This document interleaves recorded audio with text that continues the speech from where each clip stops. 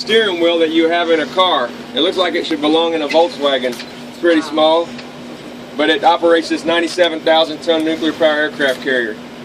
I mentioned before the average age is 23 years old. There are many sailors that drive this ship don't even have driver's license for a car, but they can't take anyone on a date in an aircraft carrier. This here is your lee helm. It controls your ship's speed, and I think I mentioned we have a big magic rock that we call a nuclear reactor, and all that rock does is heats up water to a really high temperature. And just like your teapot at home that whistles when the water's hot enough, well, that's steam pressure. We use steam to power this ship and turn our propeller. So when we want to speed up, they'll send a message down to the engine room to let more steam turn the gears, and it'll turn our propeller faster. And when they want to slow down, they'll close the steam valve a little bit and we'll slow down. As simple as that. But they're just computer systems, okay? So we have a steering gear room, and we could actually steer the ship from down there. And down in the engine room, of course, they can control the speed. So if we were in a war or some bad thing happened to this place and we lost it, we would still be able to do our mission. We'd still be able to steer the ship and control the ship's speed. With that being said, we have a navigation table over there, and they use a global positioning system to figure out where we are in the world, and they also use paper charts. And between the two, we don't get lost too often. We made it to Hong Kong, thank God. The way they use the paper charts, when we're pulling into a port or finding a place to anchor, they'll take one of these and look and find like a lighthouse or a landmass on the map, and then they'll take another one back on the other side of the ship and find another lighthouse or an island, and we'll put those two angles together and we can see exactly where we are. And it's a lot more accurate than the global positioning system, believe it or not. But the Navy, they just authorized us to use the global positioning system satellite as our primary means of navigation. Up until like a couple months ago, the only one we were authorized to use was paper.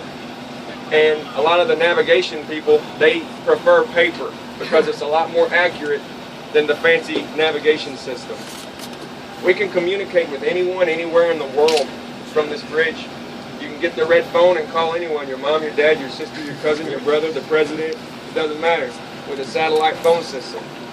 We can talk to other aircraft flying around. We can talk to other ships and submarines as well. The way we get groceries and materials on board the ship, we'll pull up to another big ship. It's kind of like a floating 7-Eleven, and it has all the food and materials we need and all the fuel that we use for our aircraft. And we'll shoot a rifle, and it'll have a canister tied to a piece of string, and they'll get that string and tie it to a rope, and we'll pull that rope over. And then on the end of that rope, they'll tie a big steel cable, and we'll pull that steel cable over. And we'll hook up about 3 or 4 steel cables at any given time that we do this. And on those steel cables, they'll put big wooden boxes or pallets of food and material, and we'll pull those over. And then on a couple of the steel cables, they'll have big rubber hoses. Just like a gas station, you would fill your car or your motorcycle up with gas. Same thing for us. We hook those big rubber hoses up to our fuel tank system piping, and we open our valve, and they open theirs, and then they turn on their pumps and fill us up. And every time we do that, we get about 3 million liters of fuel. And the ship, we have a magic rock to go through the water. We don't need it. But the aircraft, they still use fuel. And they burn up about that much every week.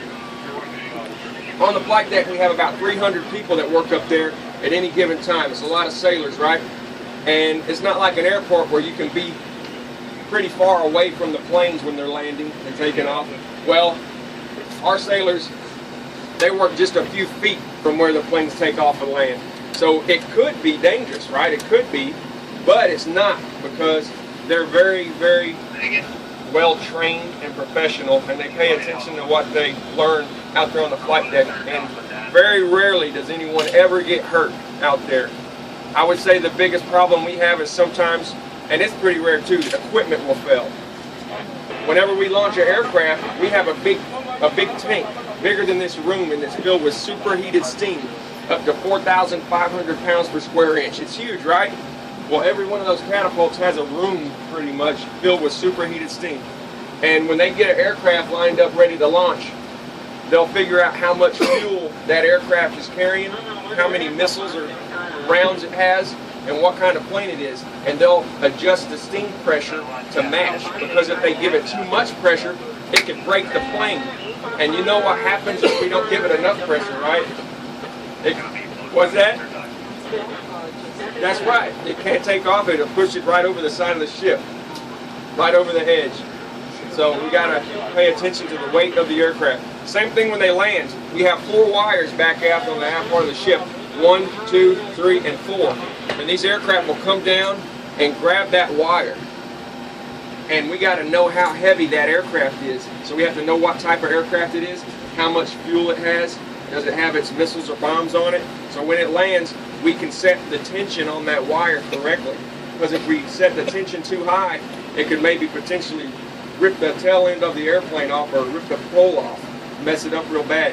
And if we don't set it strong enough, it could just let the jet go over the side. It wouldn't be good. When the aircraft land, they turn the power all the way up.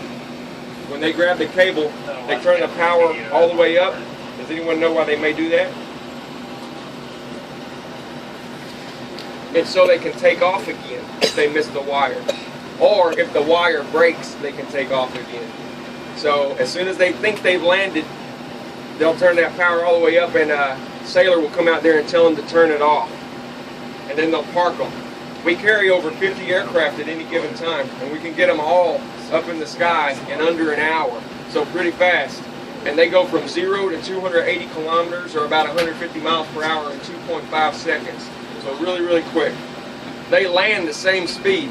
And it's not like an airport where you can be drinking hot tea while you're landing, nice and smooth. Here they kind of slam down on the deck because they got to grab that wire. So it's not as nice. The aircraft, if you look at them, the suspensions are very heavy duty, very strong, unlike a commercial plane where they're kind of simpler and not as reinforced. With that being said, if you have any questions, feel free to ask. Go out there to the auxiliary control room and you can see how high up off the water you are. So if you don't go out there, it's like going to Disney World and not seeing Mickey Mouse. Yeah, go check that out. Take pictures in the chairs or with the helm here. There's another chair over there as well. All right.